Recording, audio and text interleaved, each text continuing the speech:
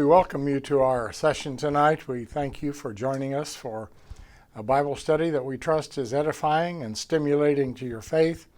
We appreciate those faithful that are here in our studio with us and provide a live audience, and those of you that join us by YouTube. And we understand from the hits on the record that we've got people in the United States and then in other countries, many other countries. And of course, we greet you in Kenya, Africa, Kenya, that are attending a Bible school and using our recorded sessions for your class. And we appreciate your faithfulness so very much. The Proof of Your Faith is our title tonight. It's from 1 Peter chapter 1, the proof of your faith. The impending illegal status of all Christians is the occasion of this letter. Actively persecuting Christianity across the Roman Empire is about to begin at a very severe level. They tell us from Voice of the Martyrs and other places that 75% of the Christians in the world are under active persecution today. And we pray for those brothers and sisters who are resisting, who are being persecuted, and are dying for their faith. The Apostle Peter was given commission by Jesus to feed the sheep, feed the lambs, and strengthen the brethren. And I believe that's what he is doing in his ministry in Jerusalem and in the writing of these two letters. He is strengthening the brethren. He sees that the persecution is about to descend, upon the church, the active Christians, and his mission is to prepare the believers for the conditions that are coming. They're not going to be able to avoid them. They're not going to be able to circumvent in any way. These conditions are coming upon the Roman Empire from the top down, from the emperor and from the government. And so he's preparing people.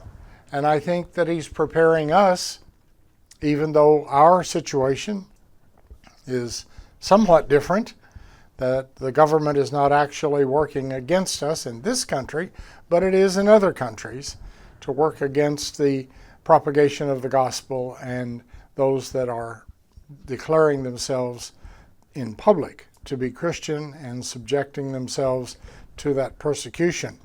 In the first 5 verses of chapter 1, I call it God's provision for believers. There are 5 things that Peter mentions here that are very specific, and the arrangement is not haphazard. They are very specific in their sequence, and I see that they are built one then upon the next. Established first, he mentions grace, which of course is generally defined as the unmerited favor of God. Grace has to be laid down first. It has to be established in a believer's life first. We can't go anywhere else until grace has come, grace has been acknowledged, grace has been accepted, and we understand that that is the beginning and the foundation of what is going to come next. The second thing he mentions is peace. This is the peace that Jesus referred to, not as the world gives, but what he gives that is completely separate from peace that is defined in Webster's dictionary as the absence of conflict or war. Now, the example of the peace from Webster, and of course we understand the wonderful dictionary has a lot of good uses, but his application of peace would describe to you a cemetery. There's a lot of peace in the cemetery. There's no war, there's no conflict, everything is nice and quiet, or usually so. That's not the peace that we're talking about. That's not the peace Peter is referring to. He's referring to the peace that Jesus gives. We'll come back to that in just a few moments. The third thing he mentions is praise. that once you understand the grace of God has come to your life and built the foundation for whatever spiritual development is coming, and then secondly, peace has a place to come, has a place, in my terminology, peace has a place to sit once grace is established. If a person, and we have people in the world today that don't understand this principle, they are pursuing and they desire to have peace in their life, but they have resisted and refused to allow the grace of God to come and establish in their life. And so grace, being absent, doesn't give peace a place to sit. People are pursuing peace all over the world. But without grace being established, peace can't happen. We as believers have accepted the grace and the work of God in that particular fashion, and peace has a place to sit, to be placed upon that particular foundation. Because of that understanding of grace and peace, the third one comes easily, and that is praise. There are many reasons to give praise to God for what He has done, for what He continues to do, what Jesus has done in our life. We have praise. It bubbles up. It is evoked from our life, from our heart, from our understanding. It shouldn't be hard to give praise. It shouldn't be difficult at all. Just review the grace of God and what it's accomplished in your life, and how wonderful the peace of God that has come to you, and you will have a praise. You'll have a praise in your heart, you'll have a praise in your mouth, and you'll join with the psalmist David that the praise of God is continually in your mouth because of this grace and peace. The fourth thing Peter mentions is hope. Hope is different in Scripture because it's not based in circumstance. We'll define it a little more in just a moment. Hope is always in Him, in Jesus Christ, and not in the surroundings. I don't have any hope in the future. I hear that phrase, well, we hope in the future this and that and something else will happen.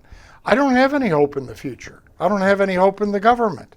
I don't have any hope in the culture. I don't have any hope in organized religion. I have hope in Jesus Christ, period. Period. Nothing else is going to deserve and earn the hope that I have.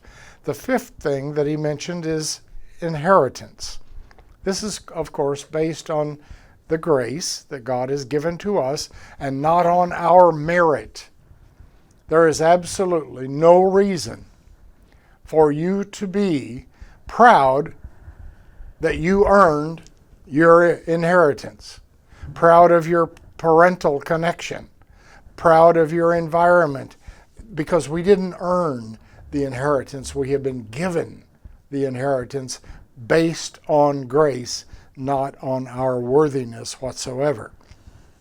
A major principle, I believe, is needed to be mentioned here. My proper sense of spiritual well-being directly comes from what God has done in my life and what He has promised to do in the future. I have a sense of well-being, not because I get along with my neighbor so well, not because I'm happy with the policy of the government, not because of the culture and the direction it's taking, not because I think that religion is going to affect anybody for good. I have a sense of well-being, but it's very narrowly focused, and that's on what God has done in me and will do for me in the future. This sense does not depend on circumstances whatsoever. Not past circumstance, present circumstance, or future circumstance. I still have a sense of well-being in the middle of storms, in the middle of difficulties, in the middle of persecution, in the middle of struggles. Mark, you really mentioned struggles? Yes, because I live in the real world where you do. I know that there are struggles that occur. And they are not imaginative. They are not made up. They are not just paranoia. They are real. But my sense of well-being remains because it's what God is doing, not because what the neighborhood is doing, not because what the president is doing or not doing. Yelling at the TV doesn't really help that much. It doesn't affect him. He doesn't change his policy. And instead of giving me a sense of calm, it might give me an ulcer if I keep it up. That's therapy that doesn't work. Yelling at the television. In verse 6, what about these hard trials? You see, Peter is addressing in a very real way, in a real world fashion, that there are going to be hard trials. What about them? Well, he starts beginning, and that's the word that's used in the New International Version, in this. Now, he hasn't forgotten what he laid down in the first 5 verses dealing with, and I'll just pick the best one. What? In this hope. We have a hope in Jesus Christ, and he's beginning in these 5 things: grace, peace, praise, and hope, resulting, of course, in inheritance, the promises that have come, but trials and tribulation. I'm telling you, I don't even like that phrase. And I can confess to you without any problem, my flesh doesn't like trials or tribulations, either one. Pick one. I don't want to. I don't like either one of them. I don't look forward to them. I'm not anticipating in a good sense. I'm looking forward to some other things, but these aren't things that I'm looking forward to. My flesh doesn't like this. But we're talking about another level. We're not talking about pleasing your flesh, accommodating your flesh, making your flesh comfortable. That isn't really important, is it? Not to a dedicated believer in Jesus Christ. To make your flesh comfortable is a dangerous place. It's a dangerous place. That whatever inebriation you may choose to make your flesh comfortable, there are some problems there.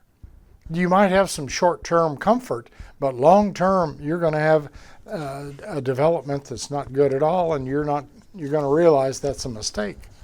Let me further the definition of hope for us.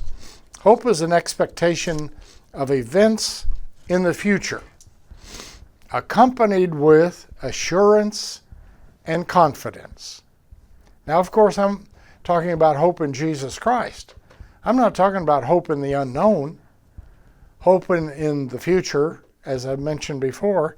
This hope is based entirely upon the fact of the resurrection of Jesus Christ from the dead. Paul says, if he is not alive, if the resurrection has not happened, we are of most men miserable. We're in terrible shape because of what we believe, and he says the gospel is false if Jesus is not alive. It's not a good, well-rounded philosophy. It's not a good package of religion. There are others that are out there that are better. But the resurrection changes everything. And this is not presented as a philosophy or as a religion, not whatsoever, but a reality in a relationship with Jesus Christ. It is a hope based in his resurrection from the dead in the real world. It really happened. This is a hope that has been given to us. We didn't manufacture it. We didn't create it. We didn't invent it along the way because it was needed and we saw that the need was there. And we now possess this hope.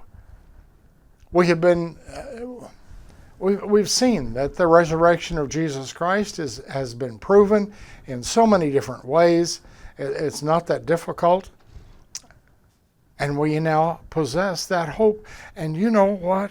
We are going to be able to live in this hope today. We live in this hope. It's not just something that occasionally comes in and out the door, but the hope has been given to us based upon the fact of his resurrection. We have it in our possession, and we live in the conditions of this hope. Because he is alive, everything changes. And you may remember the song from years ago that reflects that. Because he lives, it changes everything. It changes every story, every testimony, every proof of existence for men and women.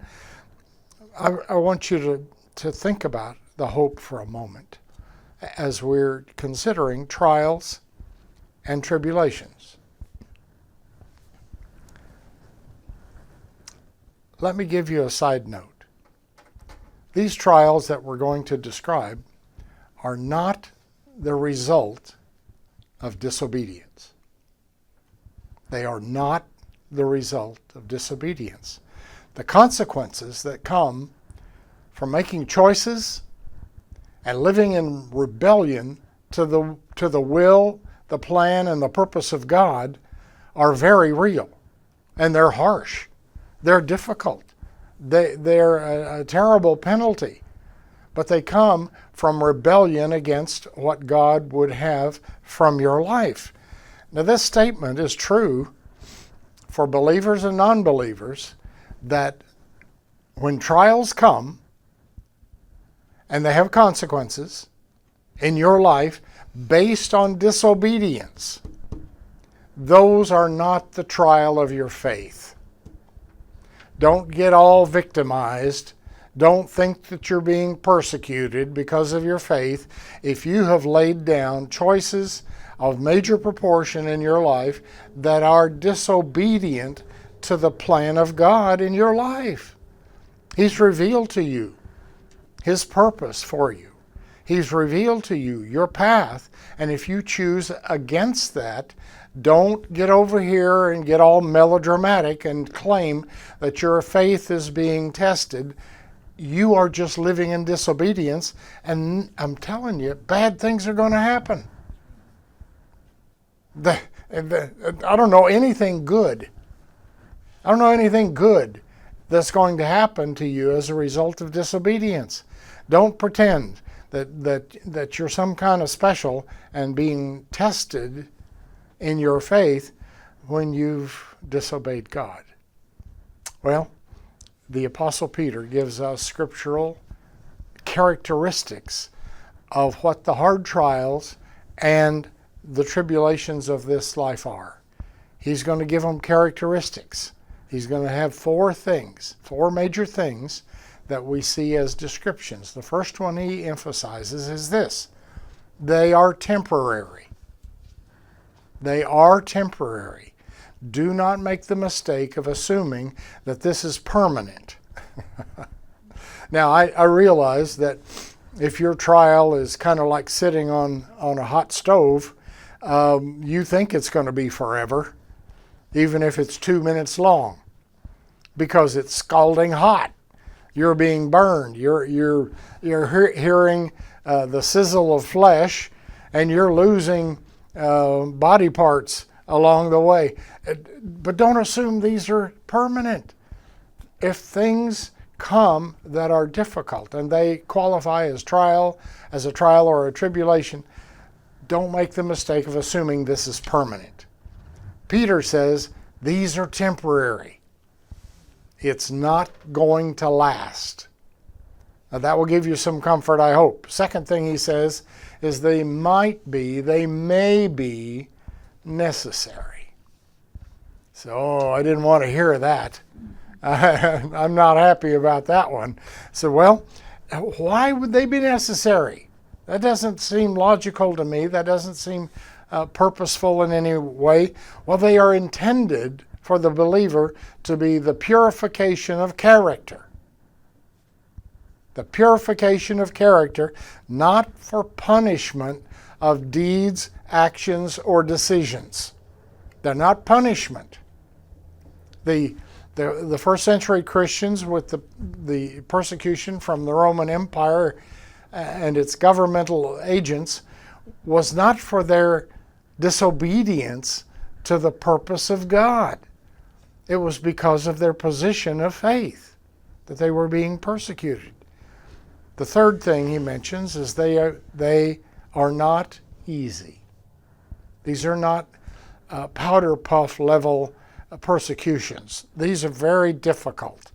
For instance, in the first century, having your home confiscated by the government, having your business shut down, having your rental property confiscated, having a ban on you to hold a job because you can't have membership in the union. You can't work.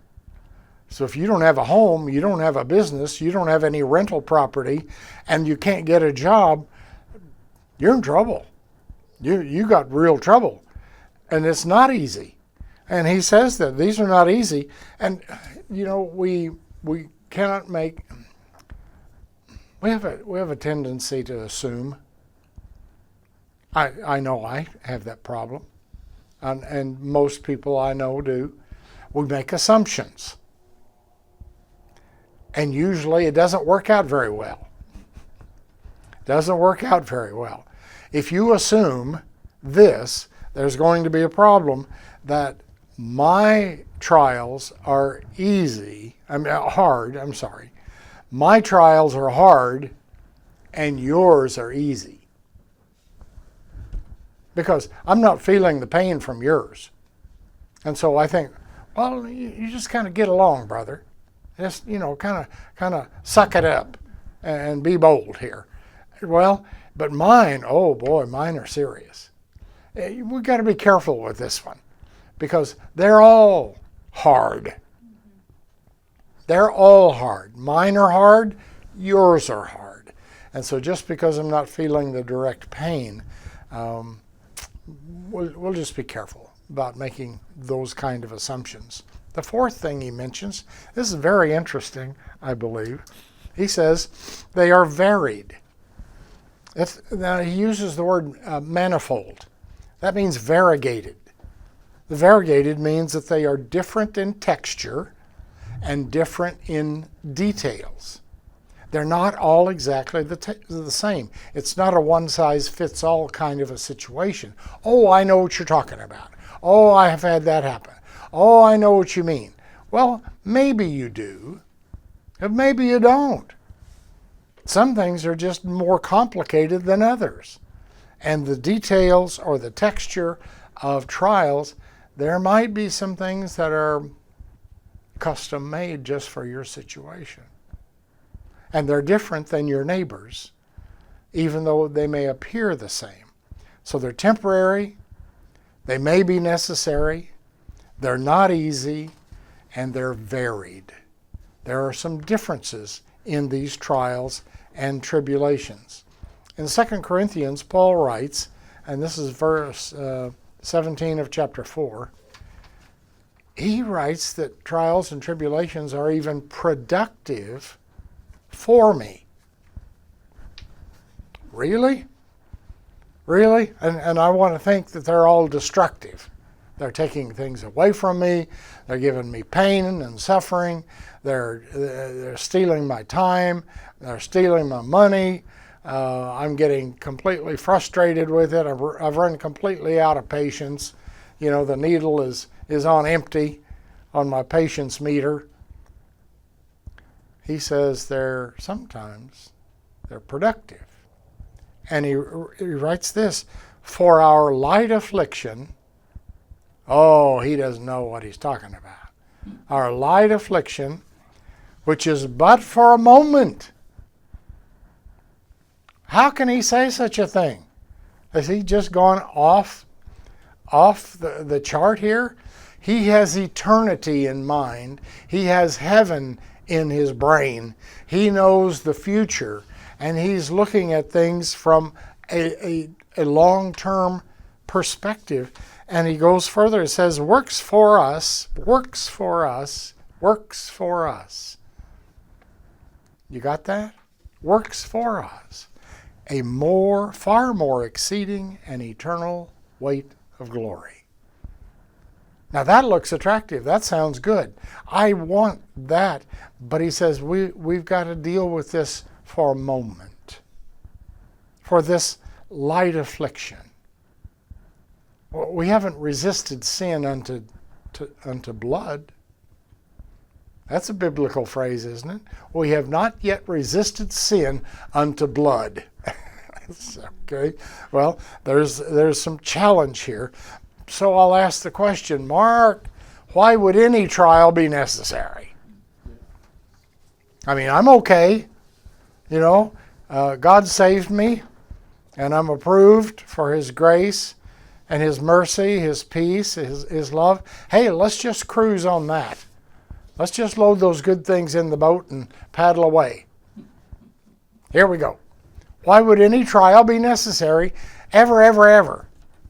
Well, I want to reflect to one of Jesus' parables. Often it's labeled the parable of the seed or the parable of the sower.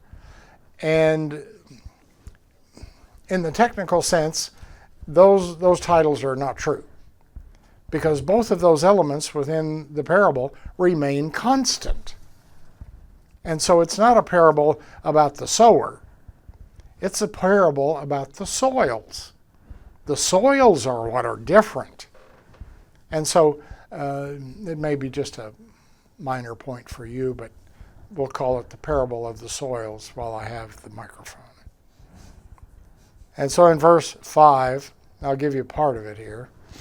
Reading from Jesus' parable, some fell upon stony places where they had not much earth. You have the picture, I'm sure. You don't have to be a farmer or a person in agriculture to understand this parable. And forthwith, that's English for immediately, they sprung up, because they had no deepness of earth. And you understand what has happened. We have sparse soil, we have stony conditions, we have seed that's fallen in that thin soil, and immediately we have plants. Immediately. Now these are symbolic and metaphorically believers. You understand? Of course you do. And the next phrase, and when the sun was up. When the sun was up. You know, now I'm going to be sarcastic, and those of you that know me are used to it. You see the signs, here it comes. You know that mean, anti-Christian, judgmental, liberal, progressive, nasty attitude sun? That's who's up. Note, the presence of the sun in the sky is normal. This isn't a catastrophe. This isn't a weather bomb. This isn't some kind of event. Oh no, the sun is up. It happens every day. So, well, some days are cloudy. Yeah, but the sun's still up, my friend. You just get above the cloud level and you'll see. Sun's up every day. The sun is up is normal. These are normal conditions. These are not extraordinary. This is not a lack of water. This is not a heat wave. This is not the Sahara Desert. The sun is up. Things are normal. And the next phrase, it says they, you see, we're personalizing this. These plants that have sprung up are people. They are believers. They were scorched. Really? You see, the result of the sun and them springing up immediately is harmful. There's pain in scorching. Yeah. If you cook anything at all, you've scorched something. You left it in too long, you cooked overcooked it, you weren't paying attention, something happened, and you scorched it. You know what that is, and it turns nice and black on the bottom. We will commission a protective shield for you to protect you from the sun. Is that the answer to this? Is that what we should do? Oh, you got scorched. Oh no. Well, we will prevent that from happening. We got to build something that the mean old sun can't scorch you. That's not the answer here. The next phrase is so very revealing. It says, and I'm quoting, and because. I like to rest in that. When I find the because, I really like it. Do you? When I find out the answer to why. Well, why did he change lanes in front of me? Well, I don't know. But he did. Because Jesus is teaching, and he uses the word because. Because they had no root, they withered away. It wasn't the sun's fault at all. It wasn't the heat from the sun that caused the scorching. It was because they had no root and they died.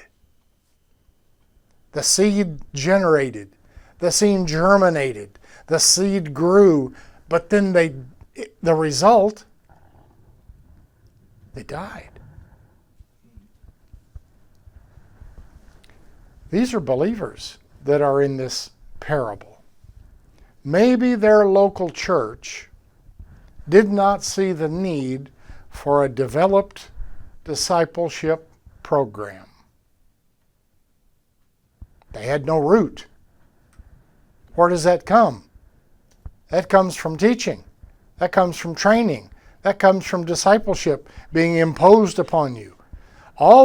Maybe all their church had time and motivation for was to provide self-affirmation classes and declaration classes, but ignored the practical instructions on how to live a scripturally balanced and obedient life. Hello. Oh, but they got saved and we marked them down in the record book. Well, yeah, but you need to have a little column in the record book. Here's how many come in, and then here's how many get out. Here's how many leak out the back door. Here's how many are scorched and wither and die. Oh, we don't want to keep track of that. We just want to keep track of attendance and the noses and the nickels and how many come in. We don't really want to keep track of how many we lose, how many we are responsible for, no root, and they're scorched and they wither away. We don't want to keep track of that. James chapter 1 teaches us that genuine belief is proven and made stronger through challenges, through trials, and through perseverance. Not just loud, sincere declarations and wishful words spoken as decrees. James says that we are strengthened through challenges, through trials, and through perseverance, not just through loud, sincere declarations and wishful words spoken aloud as decrees. Often I'm a word guy. Some of you know that. You've picked it up. Do you remember who makes decrees? That's a strong statement. That's a declaration that comes into being, comes into existence when it's made. Who makes decrees? The king. You remember? It's the king that decrees things. It's the government, the person in charge, and has the position, the authority, and the power to back it up. And the king can make a decree. I can't. I know some people that are deluded. They have deluded themselves into thinking they change their own lives and they change your life with a decree. I have a friend who went to the dentist recently. They told her she had a cavity in a tooth. And she said, "Don't speak that over me." Well, too late. You already got it, gal. You already have the cavity's already there. It had nothing to do with what the dentist said. You have a decree. He is just stating the facts of the moment. He didn't cause it. But they think by denying reality, you can change facts with a decree. You can't. The king makes the decrees. And as far as I'm concerned in my life, there's one king. And I listen to his decrees and I obey. And you know what happens when I make a decree? Nothing. Except I get fooled. There's a possibility that I can get fooled when I make a decree that I think somebody's going to obey. Or that it's going to be creative. Oh my goodness. I don't even have time to knock that stuff off the shelf today. This is terrible. That I've convinced myself I can speak things into existence. I know there's a group of Christians that loves to hear that. And I'm sad to tell you, you're wrong. You don't have that kind of power. You don't have the power to speak things into existence. The king makes decrees. The proof of your faith, verse 7. Let me make this statement, and I wish I knew who I could give credit to, because somebody really smart said this. I don't know who it was. If you know, let me know. A faith that will not be tested cannot be trusted. A faith that will not be tested cannot be trusted. Without adversity, faith remains untested. Faith stays shallow. You know, like in the parable, the shallow earth. And untested faith rightfully should be considered unreliable in times of hardship. If it's not been tested, you don't want to go out in that boat. You don't know if it leaks or not. You don't know if it's seaworthy or not. God thinks that faith is worth purifying. Apparently, it has some problems. Faith inherently has some debris, I'll call it. In verse 7, it's compared to gold, a substance that is so valuable. But you know what? The assayers test gold all the time. The purity, the substance within the mineral that is submitted. Know this, that no goldsmith would ever waste one drop of liquid gold. He does, however, continue to apply the heat. And the superficial debris and the impurities, you know what they do in the pot of gold that's heated and heated? They rise to the surface. They don't run and hide somewhere. They don't get tucked into a little nook somewhere out of everybody's sight. Of all things, think of this, the impurities rise to the surface and are visible by everybody. Why? Well, let me ask this, and I'm not trying to jump your case. In the heat of trial, what comes up out of you? What comes up? What kind of impurity? What kind of scum? What kind of debris comes to the surface that's visible to everybody when you're under pressure? Well, I was short on sleep, I didn't have any patience, and I said a bunch of stuff I shouldn't have said. Yep. Been there. Done it. Yep. Under pressure. Not when things are wonderful. It's when the heat is on. It's when the goldsmith has turned up the heat and he boils impurities up out of me. And they come to the surface.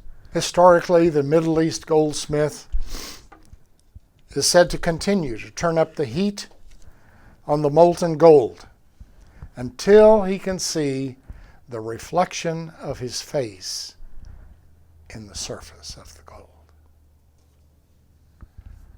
I don't need to make the analogy and explain all of that. I think you know what I'm talking about. I'm talking about Jesus, the goldsmith, leaning over and looking at the surface of my life, and he can tell if he can see the reflection of his face, or does he see a bunch of trash? Does he see a bunch of scum on the surface where he cannot see his reflection in my life? In verses 8 and 9, we have the outcome of our faith. And you'll notice I've changed the pronoun from your faith to our faith, as I certainly identify with this lesson and with what I'm speaking, and I'm not standing in a superior fashion talking down to anyone. We have a relationship with one whom we have not seen. We have not seen. I've seen Santa more often than I've seen Jesus. Are you with me? And for some people, he's more real because they've seen him. The mythical figure, of course. It's a relationship that we have based upon love, on trust, and belief. And because of that precious bond between us, we are now beginning to understand. We're beginning to understand how precious that bond is. How close we are with him because of him being attached to us. And as a result, we greatly rejoice with joy that is too great for mere English words. It is absolutely inexpressible. Joy unspeakable is the biblical term. Joy unspeakable. It's too great for words. It's beyond my capability. It's beyond my vocabulary. It's beyond the language. In reflection, just to lighten up a little bit, what do you get excited about? What makes you happy? Half off sales? Those are good. How about lunchtime? Anybody like lunch like me? I like lunch a lot. Do you like touchdowns and home runs? Yeah, that's okay. Do you get excited about a speeding ticket? Well, a different kind of excitement, you understand. What about Black Friday bargains? Boy, you know, I got a $1,000 iPad for 22 cents. Boy, what a deal. You'd get excited. Well, we can get excited about a lot of different things, and I don't want to imply any guilt whatsoever. That's okay. But let me tell you, I hope we can get even more excited about what God has done through Jesus Christ in our life. What he has done for us is pretty exciting. So get excited about your touchdowns, and that's okay. That's fine. I do that too. But let's get even more excited for things that are permanent, things that have real value. And it would be all right if that excitement showed up in your speech. It would be all right if that excitement showed up on your face. It would be all right if that excitement showed up in your attitude. Let it permeate your being. Get excited about what Jesus has done. If you can't get excited, I think you don't understand what He's done for you.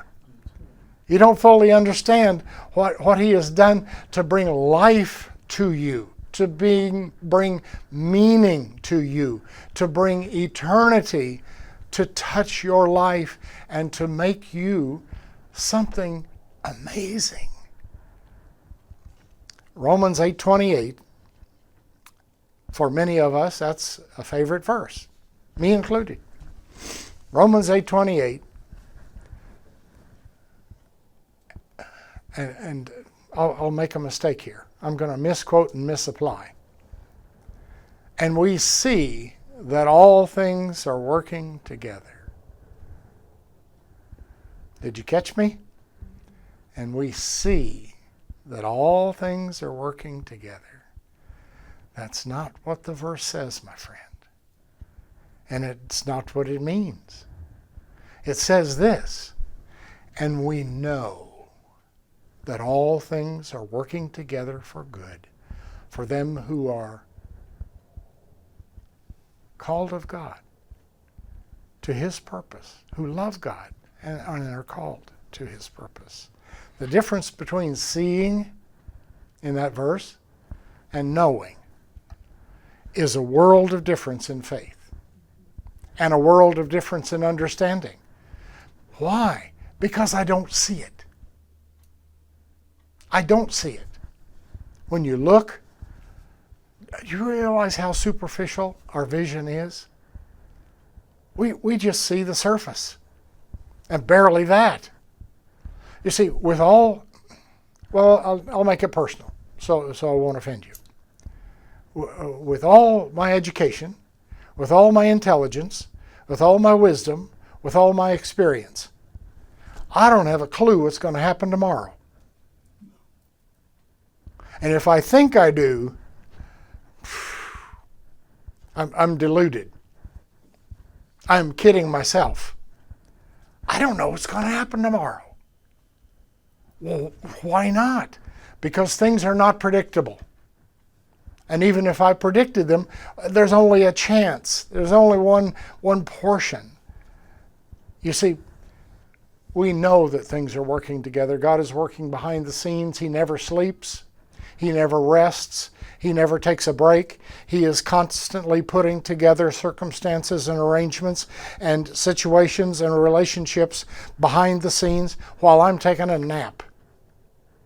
He's working on things to make my life what He wants it to be, and for me then to be properly motivated to accept that and walk in that path, not being able to see that things are working, but knowing that He's working it for my good. He is working it for my good. But Mark, how can I rejoice in tribulation? I'm in it. Whether it's culture or government or your in-laws or your outlaws. There's some problem going on. Well, I'll ask you the question. Where are you looking and what is your focus? Are you looking at the trial or are you looking at the result of the trial? Because that's very different. That's very different. 1 Peter 1:9, what is the result of the trial? And Peter says, it is the salvation of your soul. It's going to result in the purification of your character. The debris and the trash is going to be burned away in this life. Not on the way up in the rapture. You know, there's going to be a lot burned up on that day.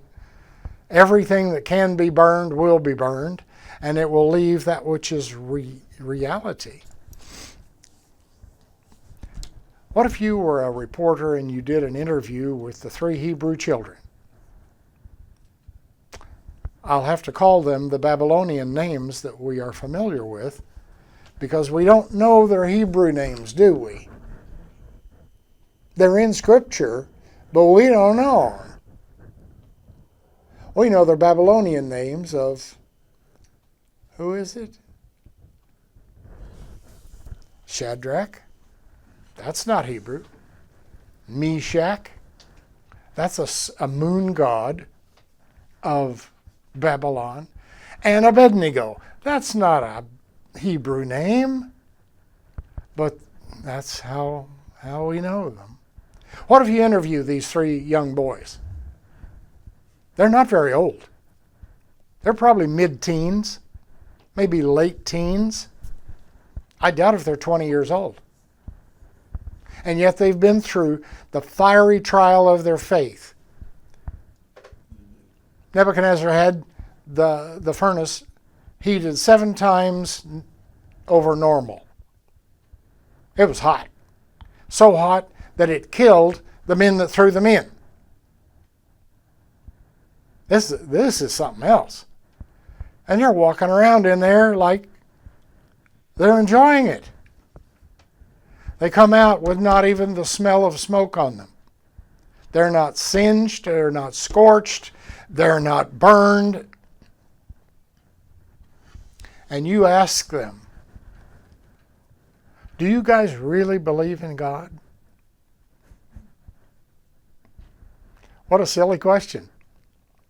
What a silly question. Because their choices, their decisions, their attitudes are on display for everyone to become a witness, whether you believe and agree with them or not. Everyone at that furnace location becomes an eyewitness of the demonstration of their faith, that they really do trust God and God really did come through for them. And even the guys that said, well, I don't believe this. I just don't believe it. I don't believe in that God. I don't believe in Yahweh. I don't believe in Jehovah. Well, that's your privilege to do so. But you're still a witness. You see, they're being a witness not only to the people that agree with them and the people that are with them in faith, but even to the non-believers. Their life is a witness. And you know what? They don't have to say a thing, because their life fully demonstrates by their choices. If you have to convince somebody with words that you're a Christian believer, you got some work to do. If you have to tell somebody you're a Christian and they are shocked and surprised, there might be a reason. That's because they've seen you in the fire and, well, your actions, your priorities of your life will reflect whether you possess the hope of glory or not. If you were mute and you couldn't speak, would the neighbors know you're a Christian? Would anybody know you're a Christian if you couldn't tell them? Now, I'm not making light of people that are mute. That's not my point. I'm saying if you couldn't tell anybody for any reason that you're a Christian, would anybody know? Would your creditors know? Would the people you owe money to know? Would the other drivers on the highway know? Would the neighborhood know you're a Christian if you couldn't tell them? You see how empty words can really be? We need to have a lifestyle. We need to have priorities. We need to have habits. We need to have a projection of attitude that's way beyond the cheap words. Way beyond cheap words. Everybody becomes a witness to the priorities and the resulting actions. And I will close these thoughts by going to the book of Job, chapter 23, verse 10. But he knows the way that I take. God knows. He knows where you are. He knows how you live. He knows what you do when no one is watching. He knows your priorities of heart. He knows your motivations. He knows the way that I take. And when he has tried me, Job says, when he's tested me, when he's turned up the heat, and I've been proven by fire, I will come forth as gold. What a faith Job had in the character, the judgment, and the decisions of God concerning his life. He knows the way that I take. He knows my every step. And I'm being tested, but I'm not complaining, because the resulting outcome of the testing of my faith is gold. Salvation will be the result. God bless you tonight. I trust that you've been